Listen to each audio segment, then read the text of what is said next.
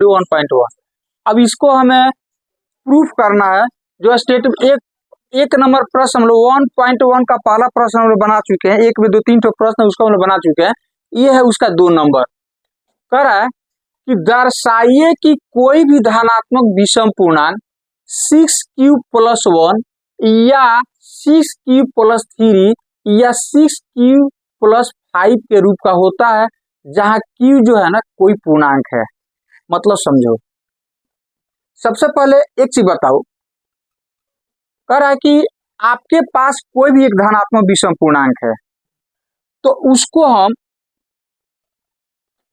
यहां पर लिखा हुआ है, यहां पर हम इस चीज को लिखते हैं फिर से दोबारा।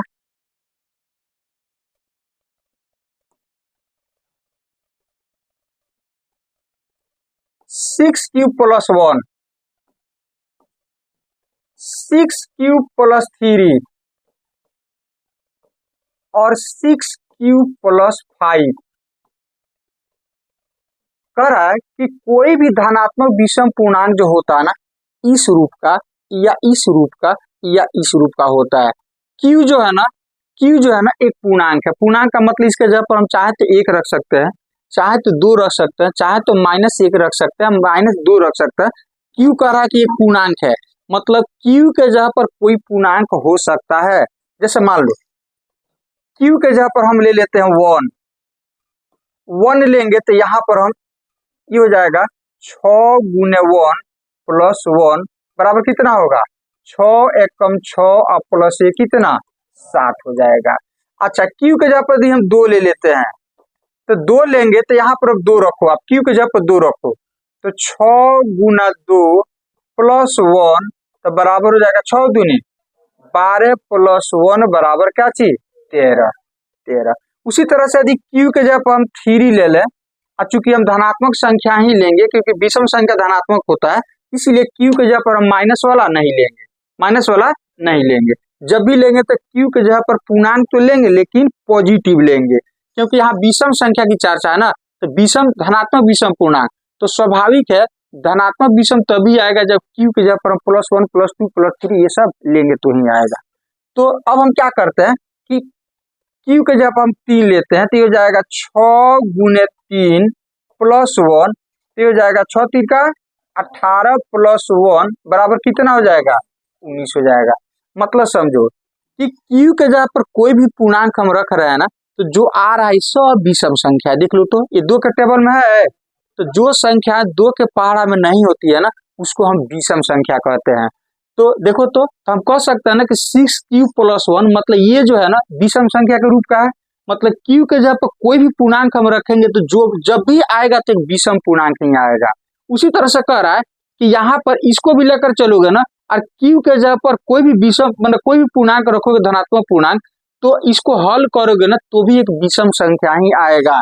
q के यहाँ भी इसमें भी है ना, इसमें भी q के जगह पर कुछ भी लोगे कोई भी पूर्णांक लोगे और q को रख करके इसको हल करोगे ना, तो वो भी एक विषम संख्या ही आएगा। मतलब राइटर कह रहा है कि ये 6q+1 6q+3 और 6q+5 जो है ना वो हमेशा एक विषम संख्या देगा। कब, जब q के जगह पर कोई एक पूर्णांक हम रखेंगे तब। ये चीज कह रहा है। तो कह रहा है कि चीज को प्रूफ करो, कितना मान रखोगे, आप रखते रखते थक जाओगे। इस चीज को कुछ मैथमेटिकली कुछ प्रूफ करो। तब प्रूफ करने के लिए हम क्या करते हैं, ध्यान देखो, इस सबको मिटाते हैं।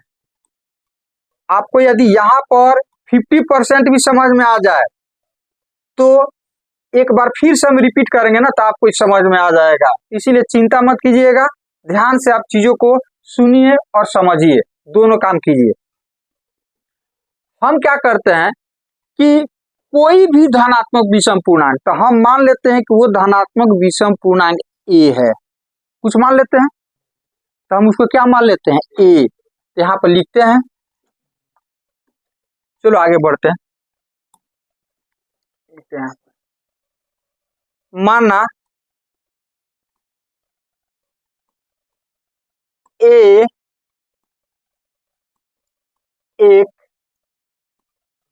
धनात्मक विषम पूर्णांक है, धनात्मक विषम पूर्णांक है, क्योंकि प्रश्न ऐसा दिया है ना विषम पूर्णांक है।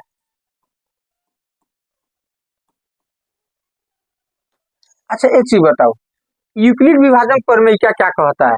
यूक्लिड विभाजन प्रमेय ये कहता है कि किसी भी संख्या को हम बी क्यू प्लस आर के रूप में लिख सकते हैं।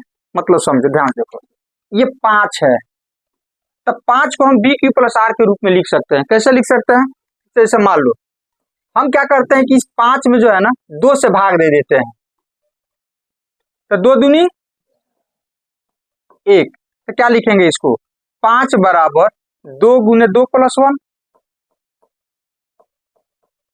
बोलो, तो देखो, तो 5 को बी क्यू प्लस आर के रूप में लिख दिया कि नहीं लिख दिया? लेकिन हमने इसमें क्या किया, 2 से भाग दिया। अब यदि हम 5 में 3 से भाग दें, किसे भाग दें? 3 से हम भाग दें तो हो जाएगा 3 एकम 2। तो 5 को हम लिख सकते हैं कितना? 3 गुने 1 प्लस 2। तो देखो ए बराबर बी क्यू प्लस आर, मतलब 5 को हम बी क्यू प्लस आर के रूप में लिख दिए। मतलब 5 को हम यूक्लिड विभाजन प्रमेय के आधार पर ए बराबर बी क्यू प्लस आर के रूप में लिख दिए। नहीं, तो यूक्लिड विभाजन प्रमेय यही ना कहता है कि किसी भी संख्या ए को हम बी क्यू प्लस आर के रूप में लिख सकते हैं। तो वो ए यदि 5 है तो 5 को हम बी क्यू प्लस आर के रूप में लिख दिए, नहीं लिख दिए। लेकिन इसमें और इसमें अंतर क्या है? इसमें हमने 2 से भाग दे करके लिखा था, मतलब 2 के मल्टीपल में हमने लिखा। इसमें किसके मल्टीपल में? 3 के मल्टीपल में हमने लिखा।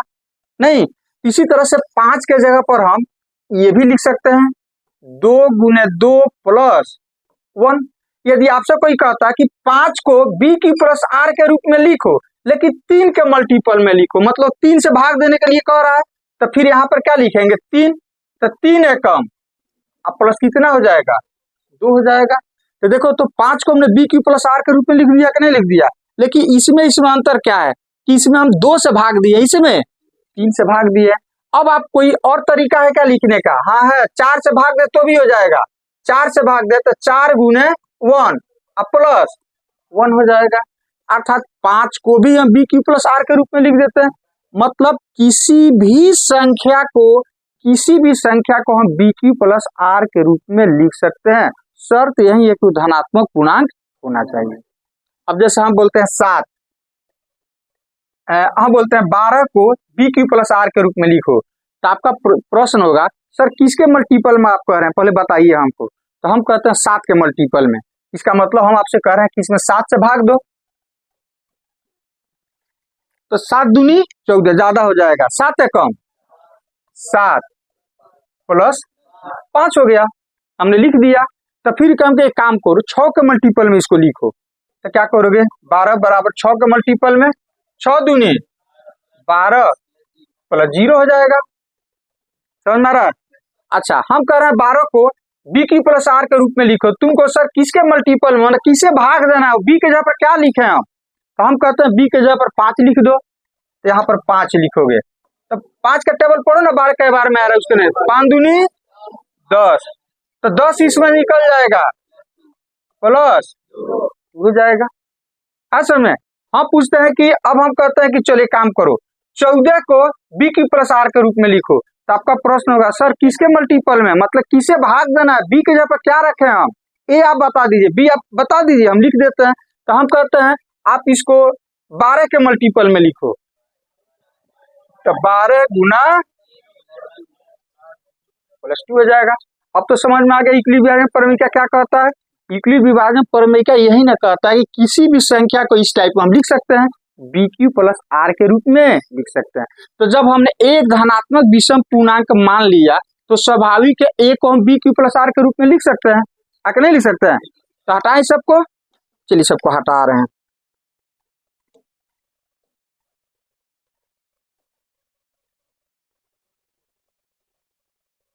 चलिए धीरे धीरे समझ में आएगा, चिंता करने की जरूरत नहीं है। इतना मतलब इजी हो जाएगा ना कि कहोगे कि सर पहले यही प्रश्न दीजिए आप, हम आपको एक्स्ट्रा प्रश्न देंगे। आपके किताब में एक ही प्रश्न है इस टाइप का, हम आपको एक्स्ट्रा देंगे इसमें का।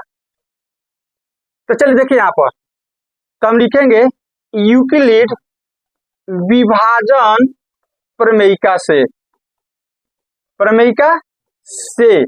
ए को हम बी क्यू प्लस आर के रूप में लिख सकते हैं। मतलब कि इस बी से ए में भाग दिया गया है, नहीं, और इस तरह से भागफल हो गया और क्या हो जाएगा, शेषफल, इतना लिख सकते हैं। जहां क्यू कौन सी एक पूर्णांक है, क्यू एक पूर्णांक है।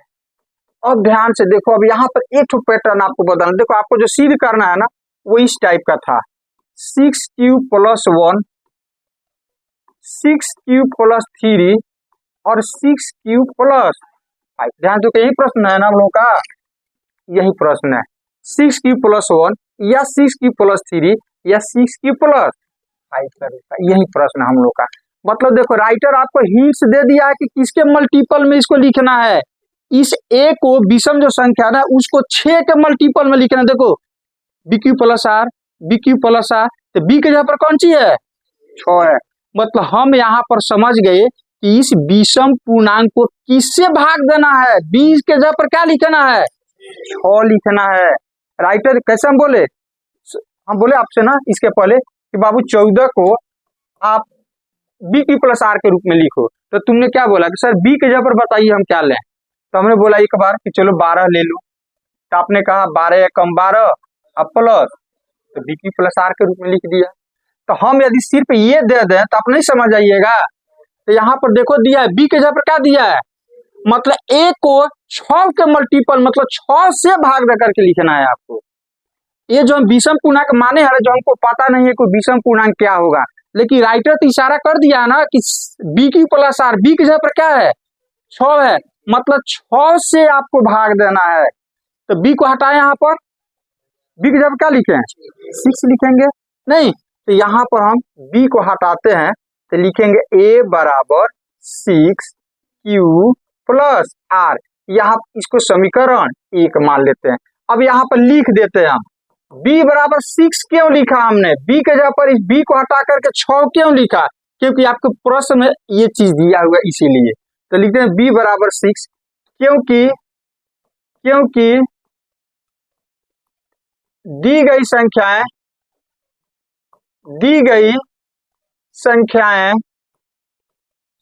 संख्या 6q plus 1, 6q plus 1, 6q plus 3 और 6q प्लस 5 के रूप का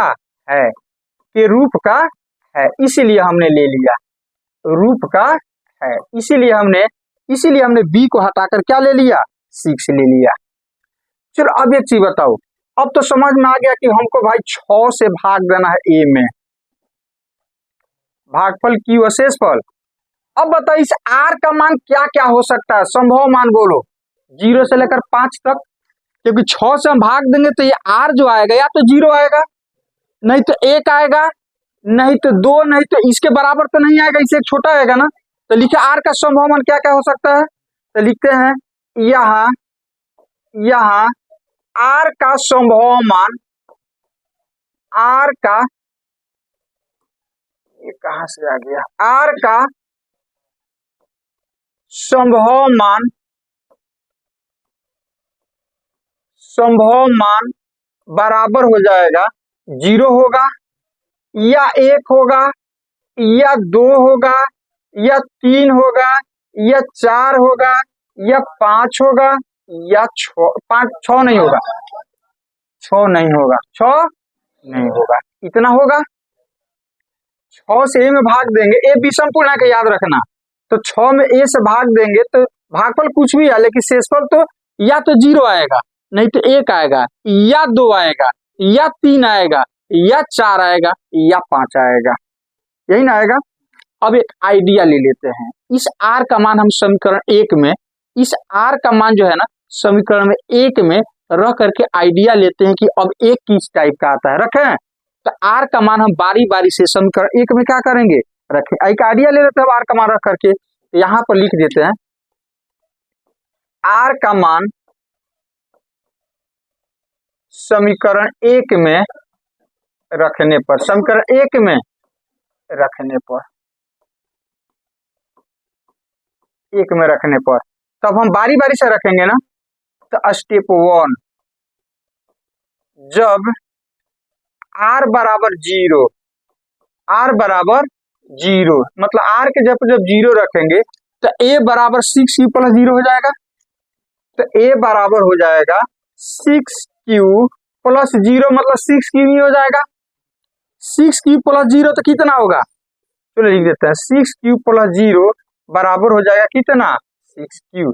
इसको समीकरण 2 मान लेते हैं। अच्छा स्टेप टू, अब आर के जगह पे क्या रखोगे जी, हाँ अब आर बराबर 1, तो ए क्या होगा, ए हो जाएगा, देखो यही पर रखना है आपको। तो आर के जब 1 रखोगे तो ए बराबर 6 क्यू प्लस 1, तो ए बराबर आपका हो जाएगा 6 क्यू प्लस 1। अब ये 6 क्यू में 1 नहीं जुटेगा, अलग अलग जाती है, तो हाँ इतना ही रह जाएगा। तो इसको हम समीकरण 3, 2 मान चुके हैं ना, 3 हो जाएगा। अब स्टेप 3, ऐसे ही सबका मान हमको रखते जाना है। तो लिखेंगे अब जब r बराबर 2 तो a बराबर हो जाएगा 6 क्यू प्लस 2, समीकरण 4 हो गया। देखो तो कितना आसान है। स्टेप 4, जब r बराबर कितना 3 तो a बराबर हो जाएगा कितना 6 क्यू प्लस 3 हो जाएगा। ये हो गया 5, कितना स्टेप 5, जब r बराबर कितना 4 तो a बराबर हो जाएगा 6 क्यू प्लस 4, ये हो जाएगा कितना 6 हो जाएगा, ये हो जाएगा 6 हो जाएगा। एक और है स्टेप 6, जब r बराबर कितना 5 तो a बराबर 5। अब एक चीज बताओ, ध्यान से देखो यहाँ पर,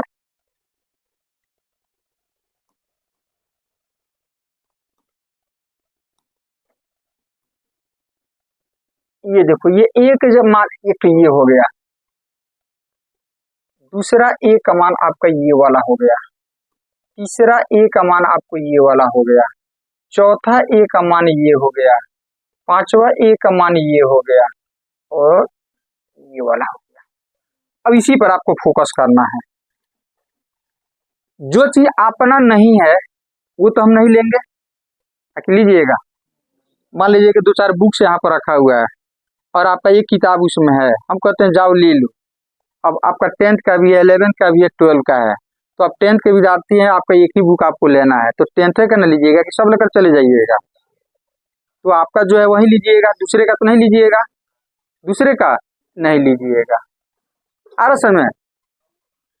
अब ध्यान से देखिए यहाँ पर, अब पहले हम पता कर लेते ए का सब मान है, तो ए जिस जाति का होगा उस जाति को ले लेगा, बाकी को क्या करेगा छोड़ देगा। तो ए क्या चीज है, जल्दी से बोलो तो, विषम पूर्णांक। ए क्या है, तो ए इसी जाति का ना होगा।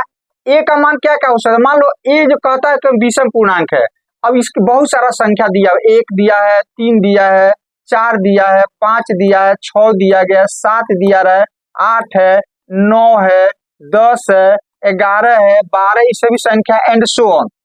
अब ए को हम बोलते हैं कि जाओ तुम इसमें से तुम है क्या, तो वो कहता है विषम पूर्णांक है, तो हम कहेंगे जाओ इसमें से जो विषम पूर्णांक है उसको लेकर के चले जाओ। तो किसको किसको चूज करेगा वो, इसको लेगा वो, ये वाला जो 2 के टेबल में नहीं है, बाकी 4 को भी लेकर जाएगा वो, 6 को भी लेकर जाएगा, नहीं जाएगा। तो इतना तो याद है कि हम विषम पूर्णांक मान करके चले, मतलब ए का जो मान होगा ना वो विषम संख्या ही होगा, विषम पूर्णांक को ही लेकर के वो जाने वाला है। तो चलो देखते हैं। अब यहाँ पर हम बात कर लेते हैं कि ए का मान 6 भी आ गया है, ए का मान 6 भी आ गया है, ए का मान 6 ही आ गया है, क्यू का मान ए का मान 6 भी आ गया है, 6 भी आ गया है, 6 भी आगे सब आ गया कि किसका मान, ए का मान। अब हमको ये यदि पता चल जाए कि ये विषम है या सम है, ये विषम है या सम है, ये विषम है या सम है, ये विषम है या सम है, तो जो विषम होगा ए का मान हो जाएगा। तो हमको अब एक आइडिया ले लेते हैं कि 6 क्यू क्या चीज है।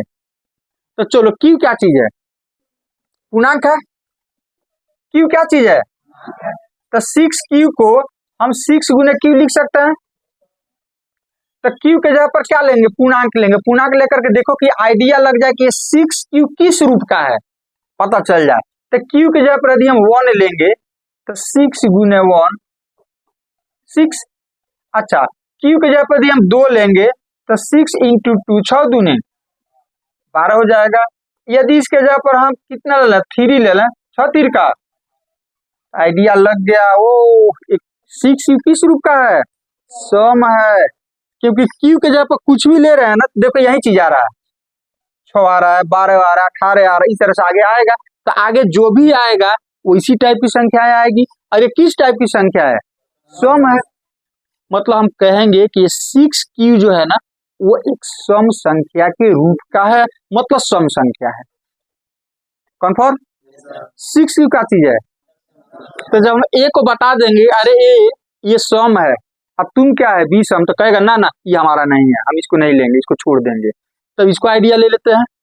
अब ये सम है, और सम में एक जोड़ने पर क्या आता है, बी सम। ट्राई कर लो ना, ये सम है सब, इसमें एक जोड़ लो 6 बाई 1, इसमें भी एक जोड़ लो 12 1, इसमें भी एक जोड़ 18 1, मतलब सम में एक जोड़ते हैं तो क्या आता है, तो 6 क्यू प्लस। तो ये हमको आइडिया चल गया कि ये जो है ना, ये 6 क्यू जो है ना ये सम संख्या है। क्या चीज है, सम संख्या है। ये क्या है, विषम। तो ये आपका हो गया विषम संख्या। क्या होगा, विषम संख्या होगा। क्या होगा, विषम संख्या। तो फिर ये क्या होगा, सम जोड़ सम, सम होगा। और ये सम है, और सम में यदि सम संख्या जोड़ोगे तो क्या आएगा, सम ही ना आएगा। ये कर लो ना, क्या दिक्कत है। 2 जोड़ 2 कितना होगा, मान लो 4 सम हो गया। इसमें कोई और सम बताओ जो हम जोड़े। सम का मतलब 2 के पहाड़ा वाला, क्या जोड़े बोलो 6। तो चलो 6 क्या होगा, ये भी समय आएगा। नहीं, मतलब सम संख्या में सम जोड़ते हैं तो क्या आता है, समय आता है। इसका मतलब ये भी सम हो गया, ये भी क्या हो जाएगा, सम संख्या हो जाएगा। मतलब समझो, ध्यान से देखो, अब 6 क्यू सम हो गया, इसके इधर यदि सम आ रहा है तो सम विषम आएगा, तो विषम। ये क्या है, विषम। इसका मतलब विषम संख्या हो गया। क्या हो गया, ये हो जाएगा विषम संख्या। क्या होगा, ये विषम संख्या। ये क्या होगा, जल्दी से बोलो, क्योंकि 4 सम है। नहीं, ये हो जाएगा सम संख्या, सम संख्या हो जाएगा। ये क्या होगा, ये हो जाएगा विषम संख्या। अब ये किसको लेगा, जल्दी से बोलो, किसको लेकर के गायब होगा यहाँ से, विषम। तो विषम यही ना हो गया। तो देखो ध्यान से, अब विषम अपना ये वाला हो गया। विषम जो होगा ना आपका, ये सब विषम हो जाएगा। ध्यान से देखो, ये विषम हो गया ये वाला। तो ए जो है ना इसको लेकर के गायब हो जाएगा, ये जो है ना इसको लेकर के गायब हो जाएगा। ये सम है, ये वाला और ये वाला होगा। तो लिखे ए का संभव मान कौन होगा, ए का संभव मान कौन होगा, 6 Q plus 1, 6 Q plus 3, 6 Q plus 5 हो जाएगा। यही ना होगा। तो लिखा इस चीज को, चलिए लिखते हैं चीज को। तो लिखते हैं यहाँ पर, चूंकि